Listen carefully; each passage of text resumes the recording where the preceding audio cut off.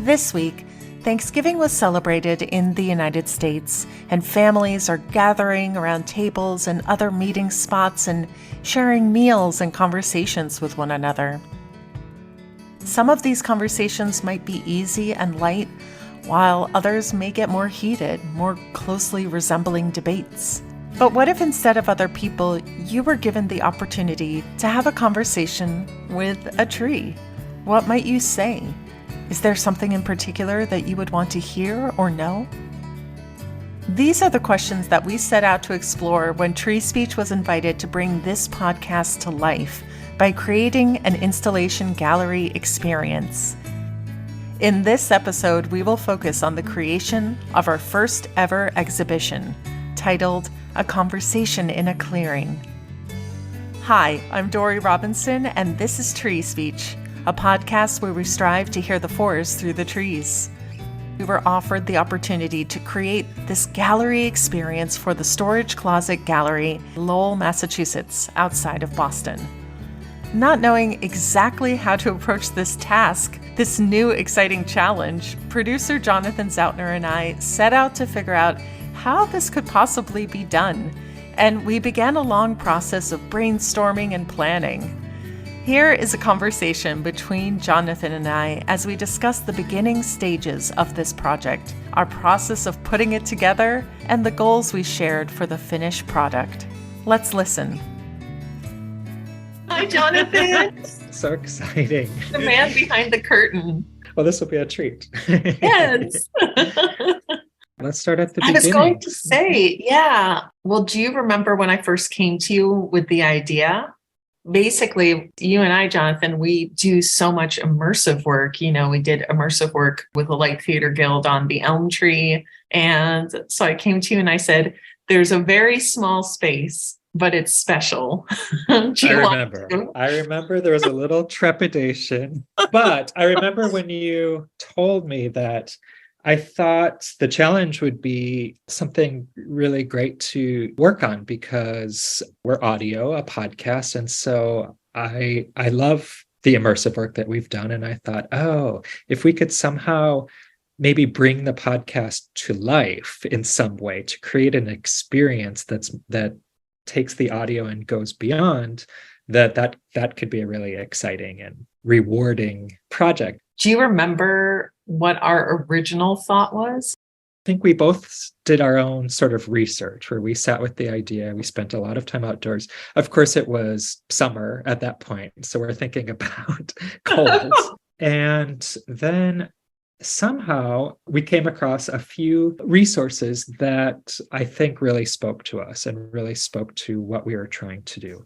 I knew that it would be a busy time, that it would be in this space where there would be a lot of hustle and bustle, people shopping, people maybe stressed because this season sort of adds stress to our lives. It's a beautiful season, but it's also, there's a lot of extra work and activities and things that have to be prepared and done and bought and yeah. Exactly. So personally, I wanted to create a space where people could maybe leave that hustle and bustle and just have a few moments, maybe in a sort of meditative area, to just sit and breathe and to ground themselves and to realize it's all okay. It'll all get done. It's all right. Like really enjoy this moment. So we had this idea of creating sort of a sanctuary, a peaceful place for people where we could also create a mini podcast episode that people could respond to or have time with. From there, some books fell into our laps. Yes. One is Wintering by Catherine May, which really spoke to both of us, I think, in different ways. Do you want to talk about that possibly? Yeah, absolutely. Because I think, I know for me, I'm aware of the fact that not everyone can just go to the woods for a multitude of reasons. It's really interesting to go from wanting to give people a taste of the woods and a taste of sanctuary. And what does that look like? I mean, we went through so many ideas and so many details within each idea.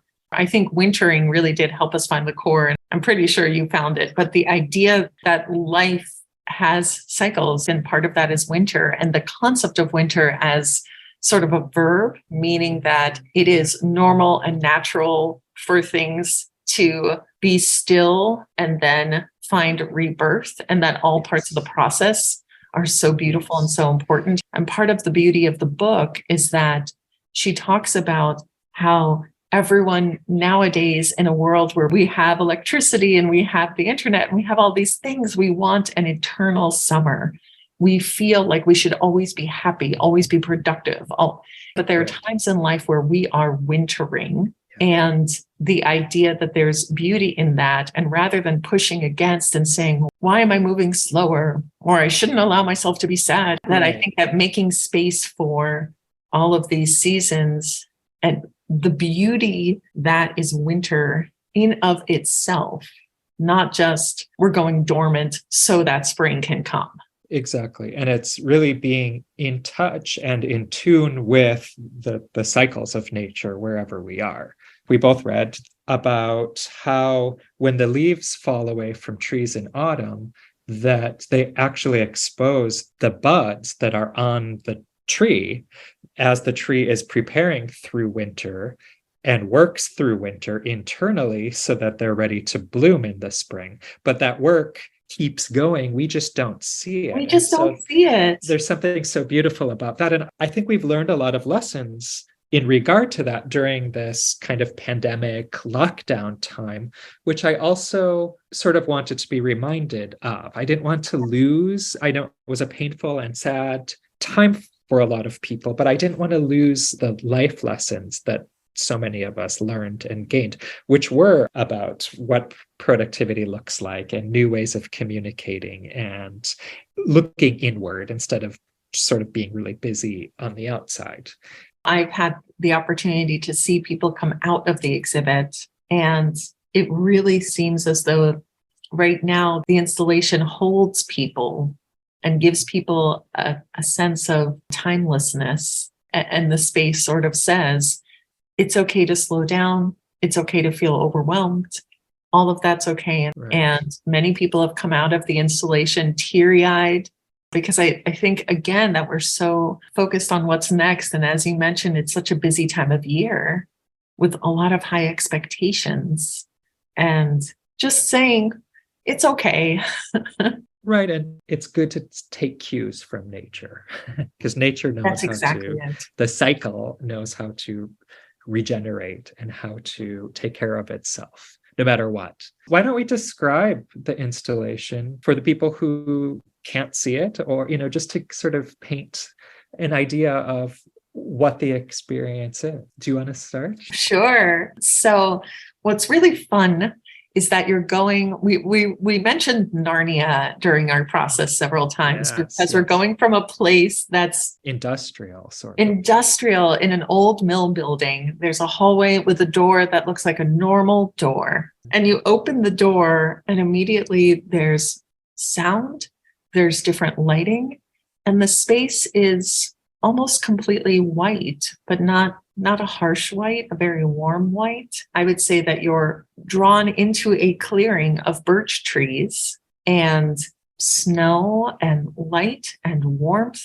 The idea is that sort of the world has grown up around this fantastical place. There's a lot of texture.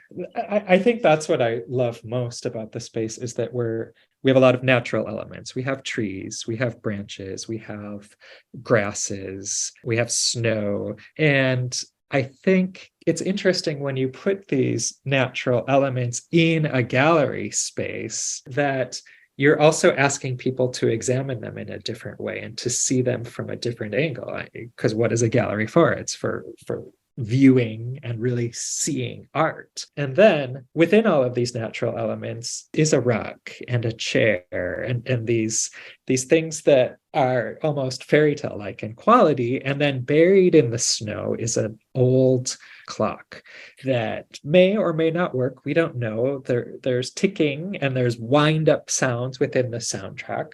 But that really came from this idea, and I think you brought it in, that we're looking at the past, we're examining how we got to the space, which we hope that people maybe question, how did these things end up here? Who put this rug here and this chair?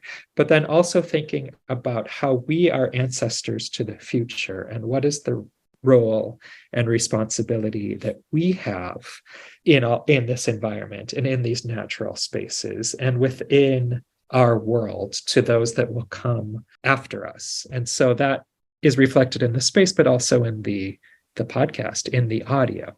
And the audio plays, it's a combination of music and sound effect, but it's sort of heightened. It's almost cinematic. And I did that on purpose because I really wanted people to be able to suspend disbelief and to shed the armor that we sort of have on within our day-to-day, and to be able to come to a place where they could feel all of these things and see them and take them in and have this private moment without worrying about what others thought or how they're supposed to act or to take it in, that it really is their time and their space to do with it what they want. Absolutely. And that is something that we really encouraged and still encourage with interaction in the space, that we really dreamed up and said, it'll be one or two people at most in the space. And people have been sharing winter memories. Two people in particular who are cousins went into the space separately, and they both wrote about the same memory. Or someone would talk about having a really difficult time at home and running away and climbing up in a tree and seeing the snowfall. Yeah. And so winter means many things to many people.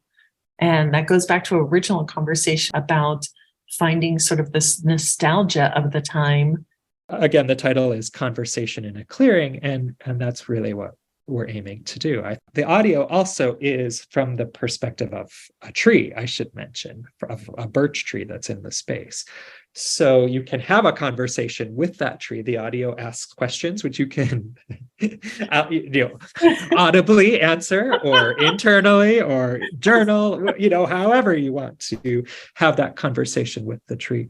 My goal is that you would leave that space that was created and go out into the real world outside of this little Narnia, and that you maybe look at trees or look at nature or other things as if they are in a gallery. You appreciate them as if they are high art hanging on the wall, and that it somehow changes the way that you walk throughout these natural spaces in your everyday life. Which is part of what we want to do with the podcast, is right. Changing that conversation we have every day with the trees we pass every day. We don't think about this specific tree and that specific tree and that specific tree, or most of us don't. And so the idea of, if you experience something like a conversation in a clearing, then the next time you encounter a tree, you might think to yourself, what is this tree saying? What question would I ask this tree? What question is this tree asking of me? What is there to learn from the wisdom of trees in particular and nature? I heard one person, as they were entering the gallery, he had opened the door. So as he was stepping in, he said, "Oh, wow, this is so much more. This is so much more." And that was the sentence, that there is a whole experience on the other end of a question. Like we asked the question, what would happen if we create a clearing for people to have that experience with a tree, to have a conversation with a tree? And there's so many possibilities on the other end of that. There's so much more. Right. And that was important for us, is there's a lot of details in the physical space, but I think we had to keep reminding ourselves that really this installation lives within the minds of the people who experience it, because it is that nostalgic memory and experience and whatever you're bringing into the space. So it's so much more than just the trees, than just the audio. It's sort of this combination, this marriage of all of these elements, and then your own personal, like we said, we don't get that many opportunities to sort of unpack all of that and to experience it and express it. And so I'm so happy that we were able to find a way to invite them to do that. Well, what a pleasure to speak with you. I will hold the ladder for you any day. There was a lot of ladder time. What fun. Thank you, And Jonathan. What I a look pleasure forward to creating with you. many more, many more. Many, many more.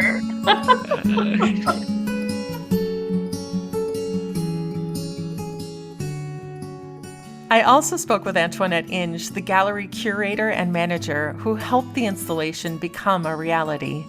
Antoinette is an amazing artist herself and will also speak about the terrariums she creates. Hi, Antoinette. Thank you for joining us. Oh, you're welcome. I'm glad to be here. So let's just jump right in. As a theater artist, as a podcaster, I'm not really the first pick for a gallery, which one would normally think of as something that is a visual dominant place. So I was very grateful that you were open to a more immersive experience. Oh, yeah. Well, I think that's because the space by its small size, it becomes immersive anyway. So I think that when you described what you wanted to do, it seemed to fit perfectly. And I think it's worked out really well. I was really happy when you suggested it. I am really open to just seeing what the space is capable of. And I think hopefully to inspire other people to see what they might want to come up with for the space as well. I do think about sort of communication with whoever the audience is. So I think that sort of relationship is something I think about, like how will people interact with the space. I think that's important. It all has to tell a story and feel connected and have an experience. So speaking of which, we would love to hear about your experience visiting Conversation in a Clearing. I was really affected by how calming it was and just how it really did evoke this sense of sort of a space where you could really just sit and be with yourself, with the trees. And I think that just the different elements that you used, I think you really managed to pull that off completely. So I really was, I guess it really it made me think about being in the woods, and it made me think about when you're in the woods and how your perception changes, and how when you're in the woods, you start to think outside of yourself. So although the space in some ways, the space sort of can turn you inward because it's this sort of relaxing space, but at the same time, it made me think about that it's sort of letting yourself go when you're in the woods. It's like your ego gets suppressed because you try to just be, at one with everything around you. And you're focusing on what is out there and not necessarily what's in your head. Hopefully, if it's a good experience, sometimes you can go to the woods and you're just in your head the whole time. But if you can get out of that, then that's when I think it's really beneficial. And it made me think about the different elements you have, like the way that you portrayed the trees just in this very sort of simple form, but you got that sort of sense of sort of space. So I don't know, lots of things came up for me, but I think this sort of that idea of what actually happens when you're in the woods is really something that I was thinking about, and how important that is to me. What is sometimes so hard is to let go of what's in our brains and what's around us, and the idea of letting it fall away, which is exactly what trees are doing with their leaves, is just letting it fall very naturally.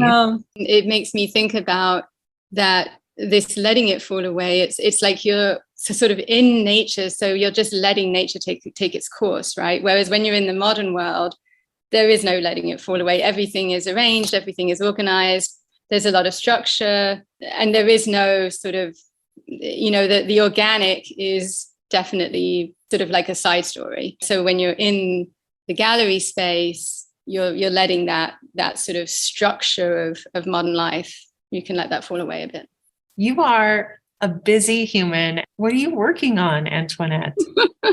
I have a show in Harvard Square in a few weeks, and so I'm sort of been making terrariums. Antoinette, tell us about your terrariums, because they're really extraordinary, and tell us about the name. So, I started, it was during lockdown, and I was going to the woods, and, there was a lot of snow, and so the moss was all hidden as it normally is. And I thought, maybe I can try to grow moss indoors and see what that's like. So I tried it and it worked. I had a friend who said, well, if you make those, maybe I can sell them for you because they look great.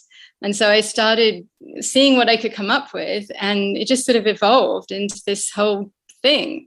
And then I named it Small Glories because I was thinking about that idea of sort of the glory of nature in its smallest form. I mean, I'm not really a religious person, so the word glory does have a sort of religious feel to it, but it's definitely a spiritual thing to see the incredible beauty and variety of nature at the smallest size. And so it's not the big trees that I'm looking at, it's like what's growing on the dead nurse log, the lichen and the different mushrooms of different sizes and the moss, of course. So for me, it is about the smallness, because once you get up close, I don't know if you've seen like any of the macro photography where you go up really close to like some slime mold or something, they're incredible. I mean, the variety of the shapes, they're just infinite. And so for me, it's that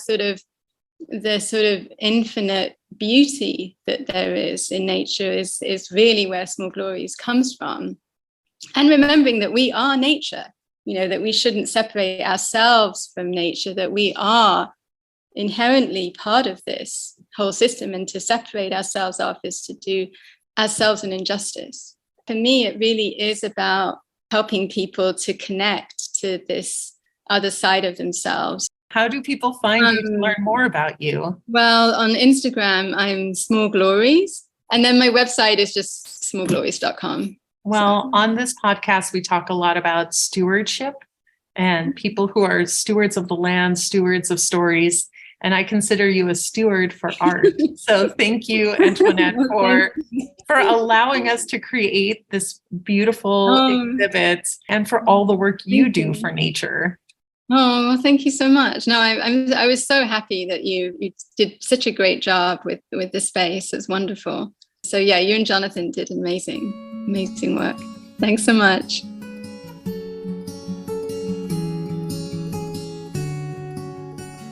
We've received wonderful reactions to the installation and wanted to share a few with you. This is Jack Rizutko. I'm so grateful for this exhibit. I'm a huge fan of winter and the peace and stillness of the quiet and the cold and the snow, and being able to find those warm, cozy, reflective moments during the season, and finding the light and the warmth in the dark and the cold time of year. And this exhibit was such a lovely chance to sit and meditate and feel that sense of calm, peaceful repose, while also sort of blending this exterior and interior sense of space. It was like bringing the coziness of a living room right into the middle of the winter forest. It was beautiful. Thank you. I walked in and I immediately thought of winters as a child in Canada, and the ground is frozen, and that perfect smell that you experience of ice crystals in the air, and that crunch quiet of snow. So I was just like sitting there on the floor, looking at the light going through the snow on the floor and the patterns in the knitted scarf, and reading the words other people had put down in the books. And it was just perfect after my very chaotic day. Thank you. We are so grateful for much support with the installation build from Jamie Roach and Cassandra Mayer, and for the poster and cover art by Mill Riot and Sean McKenzie.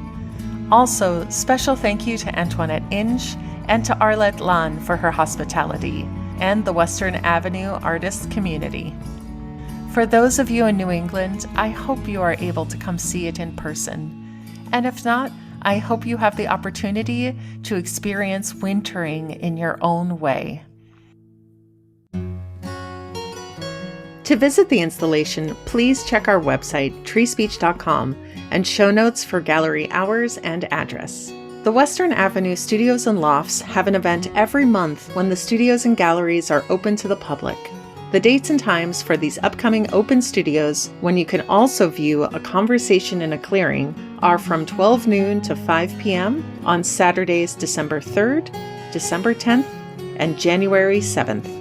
You can also visit by appointment by writing to us at treespeechpodcast@gmail.com.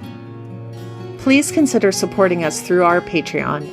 Every contribution supports our production and work, and we'll be giving gifts of gratitude to patrons of all levels, including the audio track from our installation, A Conversation in a Clearing.